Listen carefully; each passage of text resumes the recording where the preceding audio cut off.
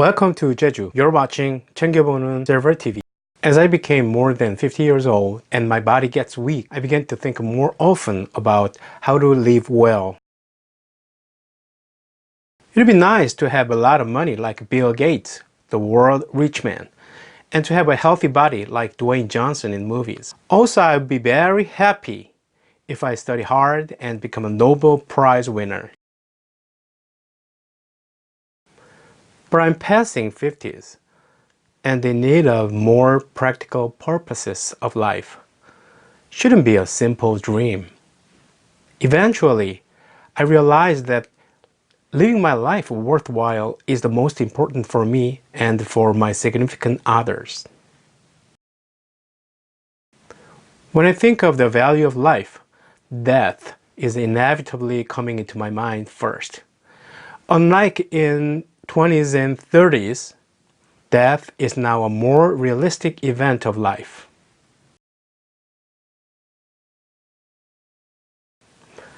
I made this clip considering how we will accept and internalize the death and what value we will leave for the rest of our lives. I would like to share the perception of death between writer Yoo Min, one of Korea's leading writers, and Dr. Shelly Kagan, professor of philosophy at Yale University. One's major is economics and the other is studying philosophy, and reading each of them is a good opportunity to see a similarly different view of life and death. What is the value of life for Professor Shelly Kagan? As a scholar who analyzed death from a very objective and logical perspective, he gave a very reasonable and empirical explanation of the value of life through his book, Death.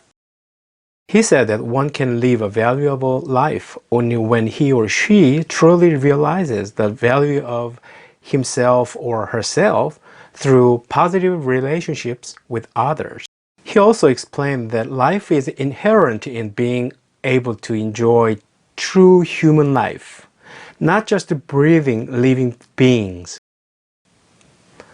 What is the value of each of you? I hope you have a chance to think about it this fall.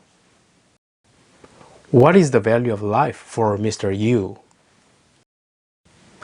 In his one of bestsellers, How to Live, he revealed that he was very envious of the trajectory of the life of Korea's punk rock band Crying Nut, and he wanted to listen to his inner voice and do what he really wanted in order to have vitality.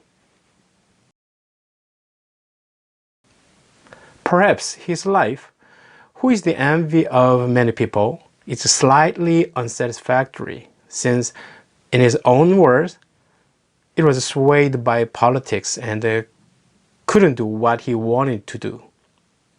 Then I don't think life that can do what I want is so easy.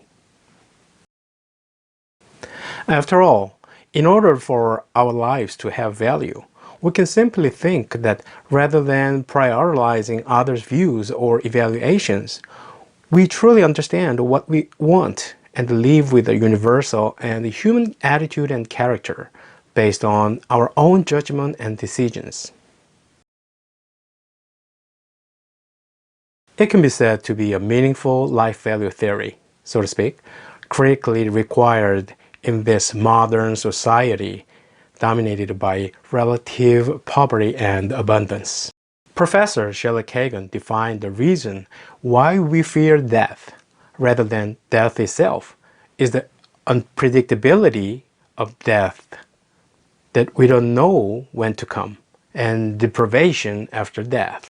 He wrote that no one knows if he or she would be happy or unhappy after death, and we wouldn't easily explain what's waiting for us then. It's unpredictable and hard to guess when it's going to hit us when it comes to death. In other words, we get bothered by anxiety about the event of death and the sense of deprivation through death, that we will lose all we currently have. It's a fairly logical and reasonable explanation. In the second chapter, How to Die, of How to Live, Yu Ximin writes the end of life, as death is a very important part of the process of living in order to have a true meaning among the values of human life. He said that his free will should be reflected in the state of death. He pointed out the importance of the dignity for human life with some of the figures remarked, and the former President of the United States, Ronald Reagan, who professed to be suffering from Alzheimer's disease and steadfastly prepared for and accepted death, referring to the unstable human anxiety about unpredictability Professor Shelly Kagan mentioned. Seeing death as a continuation of life is a common view of the authors introduced today. And I could see that free will or self-determination is something that is very important to make life's value brighter.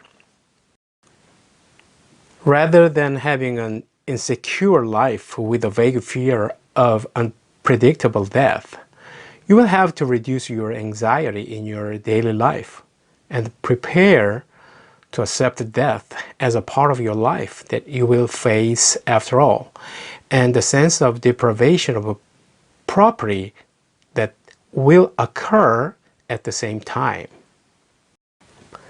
As we live a life of sharing with others through altruistic and universalistic views of life, rather than insisting on property without losing human dignity, we will not lose value as we continue to socialize with our own choices and wills.